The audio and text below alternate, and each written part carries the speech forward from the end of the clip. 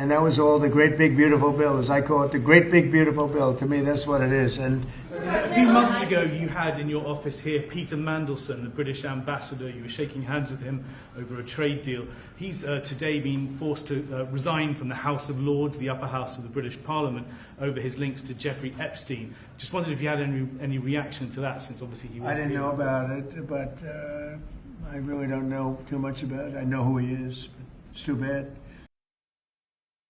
Yeah, what do you want? On the Epstein files, you talked about Democrats who were in there. Elon Musk was also in there, and so was your Commerce Secretary Howard Lutnick and correspondence that he had with him. Did you read those new files that were published by the Department of Justice? I didn't. I have a lot of things I'm doing, a lot of things I'm doing. I don't know.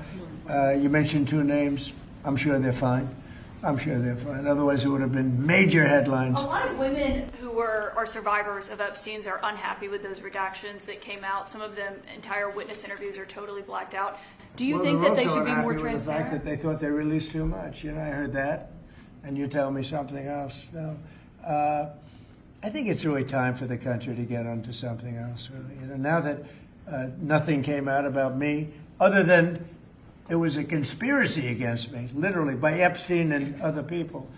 But I think it's time now for the country to maybe get onto something else. What would you say to people who feel like they haven't gotten justice, Mr. President? Something that people care about. Yeah, what did you say? Go ahead. What would you say to the survivors who feel like they haven't gotten You are the justice? worst reporter. No wonder CNN has no ratings because of people like you. She's a young woman. I don't think I've ever seen you smile. I've known you for 10 years. I don't think I've ever seen a smile on your face. You know why? You know why you're not smiling? Because you know you're not telling the truth, and you're a very dishonest organization, and they should be ashamed of you.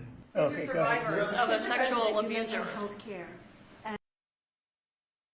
Yes. Mr. President, today we heard that the Clintons set deposition dates to testify before the House Oversight Committee. Any reaction to that related to the Epstein question? I think it's a shame, to be honest.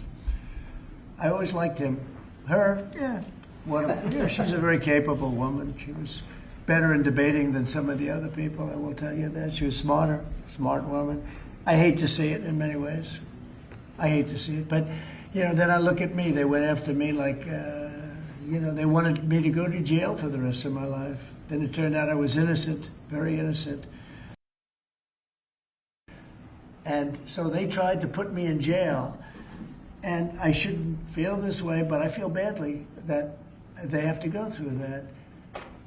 But then I say, but they did far worse than me. They wanted to put me in jail. Thank you, press. Thank you, press. Thank you. Thank you, press. Thank you, press. Let's go. Start moving. Thank you. Thank you. Let's go. Thank you, press. Thank you.